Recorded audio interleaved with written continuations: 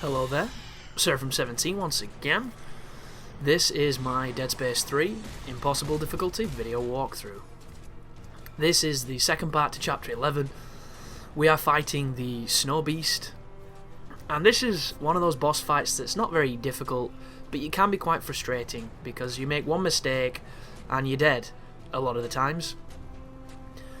Shooting this boss can be a pain in the ass, because you've got to put yourself into a risky situation to hit it. Stasis is great in this, but a lot of the time stasis doesn't really make that much of a difference for me.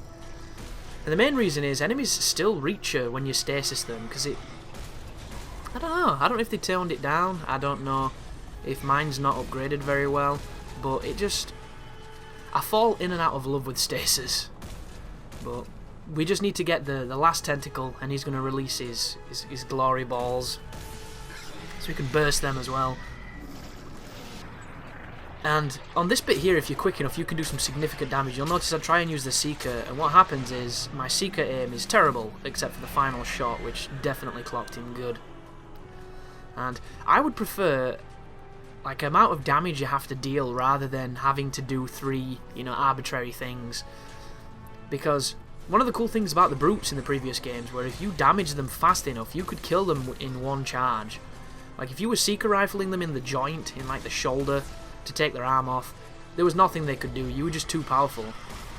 This thing, you can hit it with contact beams, Seeker rifles, you can hit it with lots of stuff. If you're not popping its glowy Lost Planet bits, it doesn't matter, I don't think. I just think you're pissing in the wind. But I think I take a hit in this fight, and I somehow don't die. Yeah, there we go. And you'll notice the boss backs up. If he'd have been any closer to me as he backed up, he would have killed me with movement. And it's one of the things I don't like about this boss. He tries to get on an angle so he's directly in front of you so he can do his running attack, which is a vertical line essentially. And it's got some silly radius on it. Oh, I get hit again. Look at that. How am I not dead? But believe you me, folks, when you play this on the harder difficulties, if he knocks you over and you die, and you think, oh, that guy's a lie, it didn't kill him when he got knocked over. It really did, folks. You just didn't see those runs. This is one of those moments where everything kind of goes my way. And I think he's dead right now? I thought he was dead just then, but he's not. He's stalking me. And because Isaac doesn't move as fast as one would like, and this thing actually moves surprisingly quick, just like everything on this game, outstrafing this crab dude can be a bit of an art form at times. But it all depends on what you're using. If you're using maybe a rocket launcher or using something with splash, I bet some of these sections are simple because you just hit it in the face and get maybe all the balls at the same time. I am quite curious to figuring out if I can break this game in some creative ways, because the last boss, I saw a bunch of videos on YouTube, on about the last boss is disappointing in Dead Space, a bunch of different titles, and, it didn't bother me, because I don't think there's been a decent last boss for years, guys. I think we just don't know how to do bosses anymore. We've kind of got to this stage where devs don't know the difference between an interactive enemy and a boss, because a lot of the times you're doing some of the most arbitrary things to kill stuff that isn't challenging, that is basically a quick time event that you're moving in. And this one is no different. This is a spoiler alert for the overly sensitive people that like to complain about spoilers. Please turn off now. Dun, dun, dun, dun, dun, dun, dun. Basically, the last boss, you stand on a pad and you do kinesis. That's it. That's all you do. Kinesis the enemies, dead. Kinesis these things in the environment, fire them at the boss, dead. It is literally that simple. Halfway through the fight, you do get kind of gang raped a little bit by twitchers, but you can just force gun them and then rip the limbs off it. Like, you don't even have to fire the limbs, you can just kinesis them all off so it can't move, which I didn't realise at first because I wasn't thinking straight, but it's unbelievably bad. And I didn't like the boss on the second one. I thought the second one was lazy too, but I thought the boss on the first game was great. It was huge, I didn't expect it, and I enjoyed it, but everything since, not so good. I'm trying to listen to what this guy's saying. That's the only problem. Oh, head crabs. Quickly turn around and kill it before it gets on a body. Oh, I must have killed it when I wiggled. There's a lot of opportunities in this game when those crabs are on the floor to kill them with the force gun before they spawn any enemies. There's a fantastic little strategy that puts you in harm's way on chapter 14, but it's really useful for thinning the ranks of the necromorphs before everything gets going. But back onto the tundra, I wasn't really sure what was happening on this guy. I didn't know what he was, and it turns out he's the shotgun troop with the parasite head on him. There's his buddy. Look at that. I don't know why I'm using this rivet gun. If anybody's wondering, I was experimenting with weapons this playthrough.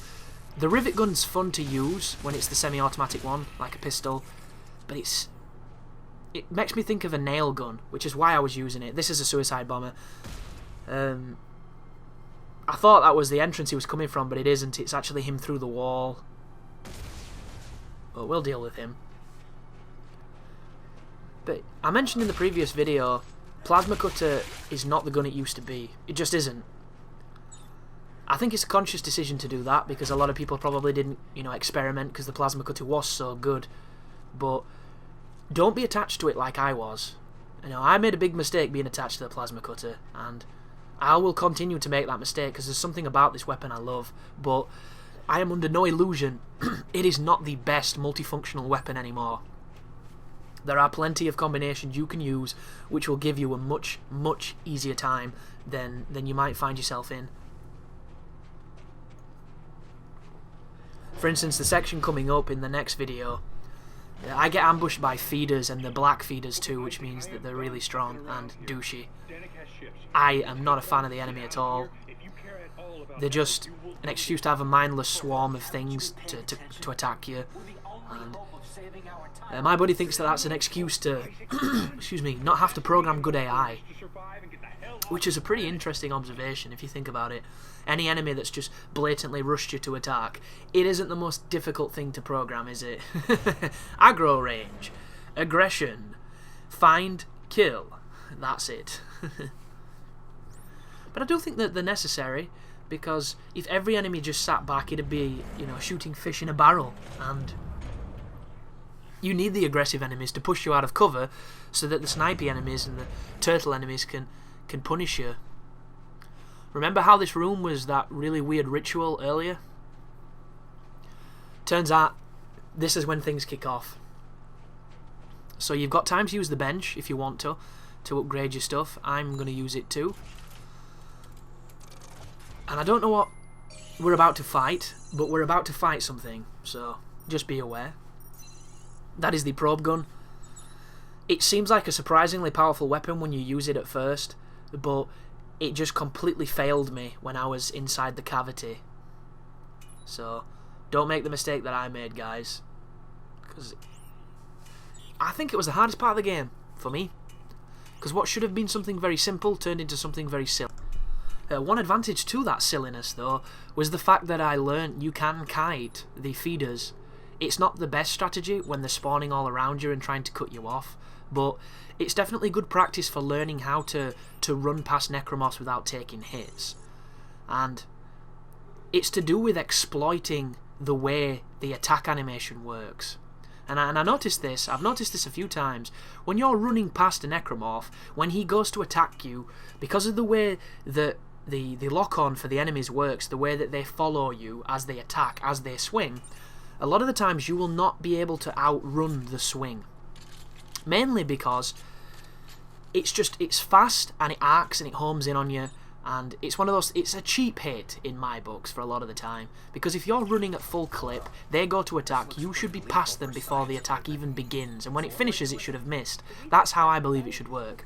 On this game it doesn't though, and one way to actually get past without being hit, there is a technique. It doesn't work all the times, but it can work. It's as you're passing them, if you make a pivot to the left as you're running before pivoting back to the right. And you might think, well, that's not going to do anything, but it does, guys. And what it does is it confuses the pathing of the enemy. So instead of them attacking and arcing for you, because you've pivoted as you got to them, it's made them counteract the attack. They've thought about moving to follow you, and because of the delay in it, enables you usually to dodge the blow. It doesn't, like I say, it is not 100% how to not get hit by necromorphs, but just test it out and you'll see what I mean. There is a couple of sequences coming up where I'm going to showcase exactly what it is. And it all comes from the way games are rendered these days, where they render what's on camera. And a lot of the times, if you move camera, it will pacify an enemy. Dead Space is not that way designed, but I think it's just the pathing that we're exploiting for this to work. And it's something worth knowing and something worth trying to see if you can get good at it. But as you can see, we knew there was going to be enemies. They weren't too bad. We divided and conquered, and now we can continue getting back and using the probe gun for what it's intended. And if anybody wants to see a funny glitch video of the elevator sequence, feel free to check out a short video on my channel called The Elevator of Doom, because I end up falling through the elevator and getting myself in a spot of bother, which is quite funny. But if this is the lift I think it is, at the top of here there's going to be a sequence that's actually pretty tough, because there's a bunch of those head things that turn soldiers into zombie soldiers, and there's also a couple of pukers, and the pukers are set off by your motion. So if you move into this room, he's going to immediately jump out of the snow. So what I did here is I cheekily stood by the elevator to clip these guys. You'll notice this gun seems pretty effective, but it'll soon fail you. I'll say that much. I don't think you can modify it, but you can dismantle it. I'm curious to see if there's much experimentation to be done with this weapon. But you kill all these, you think, oh, we've got rid of all of them. There's that guy over there. He's a shotgun guy, he needs to die or we're in trouble.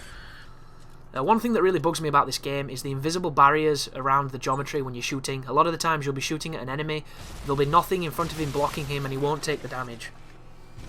And it's all to do with the invisible area of influence you can't see. And there's a firefight later on in the game with a bunch of rocket launcher guys and some twitchers, which I think everyone's going to remember, because I personally think it's one of the most terrifying fights in the game, just because when you have multiple twitchers on you and people firing rockets at you, you tend to remember how you survived, because you really shouldn't, and it gets pretty intense. But stomp the bodies, get the ammo, and then continue back to the area that reminds me of the...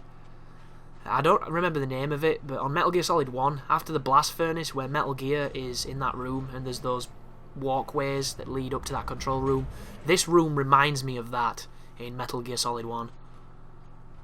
Because the central thing is obviously Metal Gear, and we keep running around the outsides and stuff. I know it's pretty loose, but that's what it made me think of. So I'm going to use this bench quickly, and this is going to be the end of the video. So thank you for watching, guys. Do not take a plasma cutter into this next sequence. Please take a force gun or a crowd control weapon or something to keep the feeders at bay, because if you don't, good luck. That's all I'm going to say. Thank you for watching, and you take care now.